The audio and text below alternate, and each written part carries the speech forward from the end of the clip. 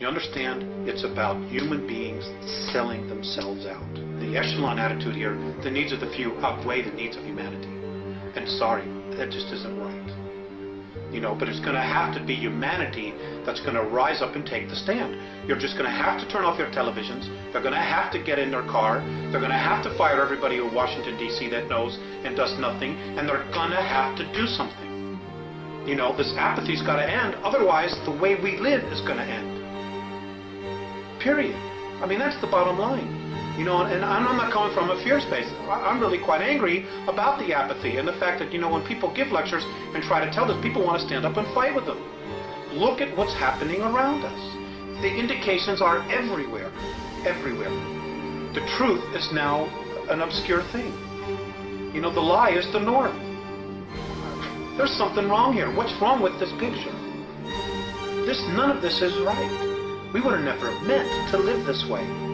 Instead of raising the consciousness that we have, they would rather just destroy the United States or destroy our standard of living so that we're comparable to everybody else. So now everywhere is a third world nation. And that's exactly what they're doing. And they're doing it for power, for greed. We're selling out our own, and it pisses me off. Somebody's got to.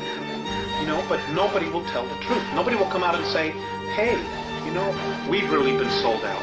But there are forces within our government, like what Kennedy tried to do, that just flat out want to destroy the United States. Because look at where we are. Look at us right now as a civilization, as a society. Okay? The cities and the culture that we're living in now has totally cut us off from the land, from what our real essence is, which is nature.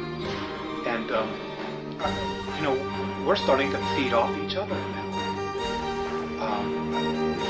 It's like so bizarre. And I think enough of us, more of us, really need to start taking the perspective that what we're doing here isn't right. You know, we need to get in touch with what's out there. What makes me be here? You know, as opposed to going home after work, turning on TV, watching 3 hours of television, going to bed, getting up the next morning, going to work, and doing the same thing over and over and over and over again, like robots. Throw the televisions away.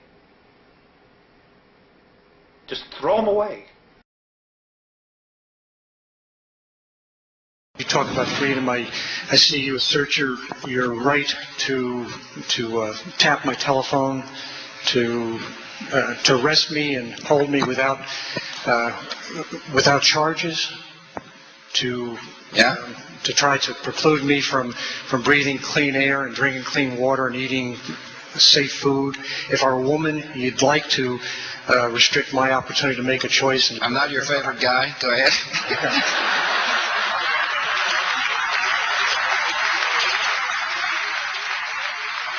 I have never felt more ashamed of nor more frightened by my leadership in Washington, including the presidency, by the Senate and... No, let her speak. Yeah. And I would hope, I feel like, despite your rhetoric, that compassion and common sense have been left far behind during your administration. And I would hope from time to time that you have the humility and the grace to be ashamed of yourself, inside yourself. I'm going to start off with what you first said, if you don't mind. You said that I tap your phones.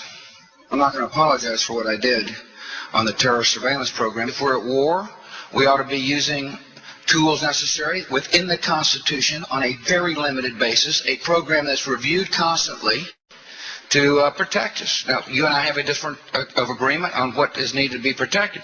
But you said, would I apologize for that? The answer is absolutely not.